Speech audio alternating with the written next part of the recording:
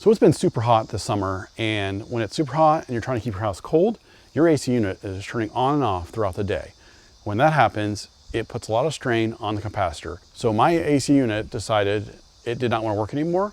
So I'm going to show you in this video how to diagnose an issue with your AC unit and determine if it's the capacitor or not, and then also if it is the capacitor, how to replace it.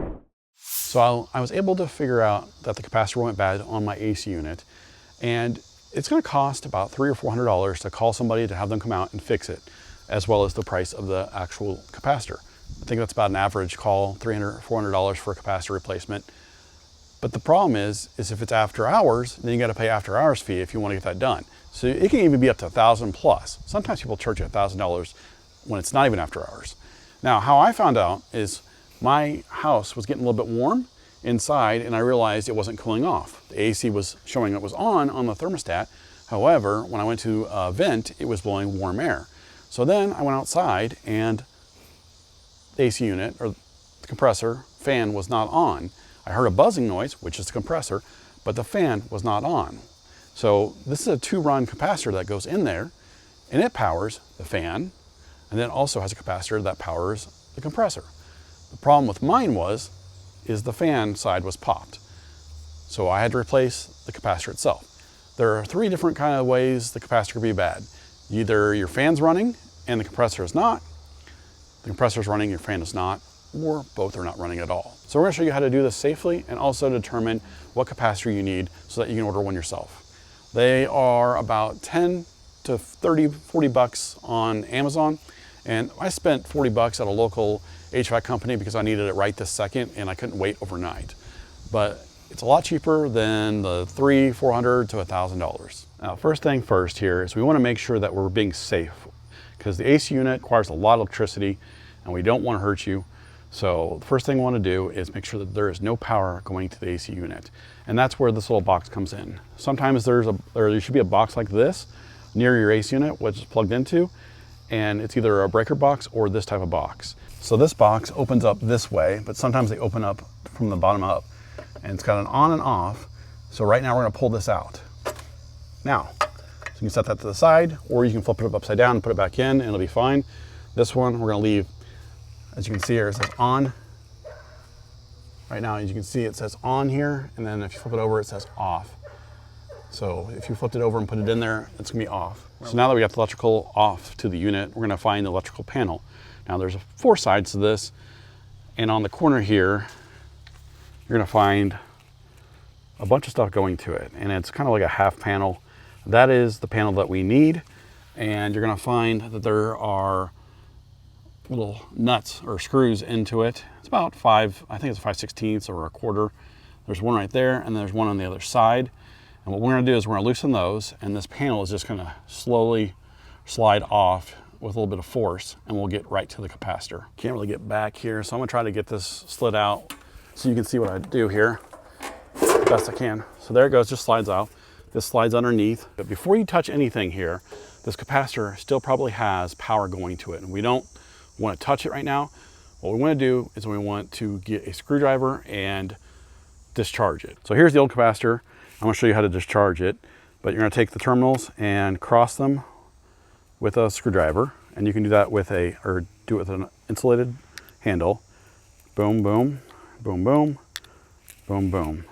Now we know this one is discharged all the way, so it's safe to handle. So I'm not going to take this one out because it's new, but once we discharge the terminals there, I would take a picture or write down a drawing of what color wires there are and where they go in here. And as you can see here, there's a brown wire, a gray wire, a red wire, and an orange wire. So you've got 3 terminals here. You got a fan terminal, a compressor terminal, which is HRM, and a common terminal. Make sure you take a picture of where they are so you can unplug them. And then what you're gonna do is remove this bracket here, and you can do just one side if you want, unscrew it, and the old capacitor will pop out. Now, a few ways to determine if the capacitor is bad. Well, number 1, this one is raised up. I don't know if you can see that, but it's raised up, so it's popped right there. It could be swelling, it could be raised up, it could be leaking, but we can also test it with a voltmeter or a multimeter and test it to see if it's bad. But this one is popped, as you can see at the top. I don't know if you can see that well. But this one is popped in the bad. Before we test this out, we're going to see which one we need here. So they go microfarads here, and we got two numbers here. We got a 45, and then we got a -5 here. And so then this 6% here. So this is telling us 45 for the HRM and 5 for the fan. So this is a dual run capacitor. So 45 is what we 45-5 is what we need to buy. And you can also take the model number of this and put it on Amazon or whatnot if you want to, or just give your AC or HVAC store the 45-5 and they'll know what you get. But that's what you need. So the 45 is for the compressor, the HRM, and then the 5 is for the fan. I don't have microfarads on this, so I'm gonna do ohms. But if you have a meter that's microfarads, you can do from the COM side to the HRM, which is 4-pin to the 3-pin. If you do that, you should see a plus or minus 6% or up to 6% loss on the 45. So it should be 45 or 6% of that. And then if you do COM to fan, it should be the 5 there. So what we're going to do is do the ohms here, and we're going to put the from COM to HRM. And this should jump up and come back down if it's ready to, it's working, but it's not, nothing there. And we're going to go to COM to fan. Same thing, nothing. So this one's popped, we know, but so we know it's popped, and we need to buy a new one. All right, so a little lesson here. You got 4 here, that's the COM. 3 here, which is HRM for the compressor. So power to compressor, power to fan. The 1 is a fan here, and the one I put in has 2 on the fan, and that's common too as well. And it doesn't matter where the wires go on here, as long as the COM wires go to the COM, HRM wires go to the wire or HRM, and the fan goes to the fan. It doesn't matter where you put it on the actual unit itself. So let's go ahead and, I got the new one in, all hooked up.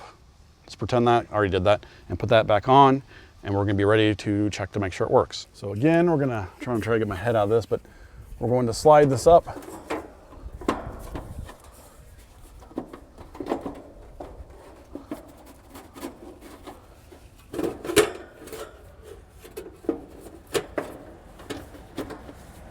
So we're gonna slide this up into place.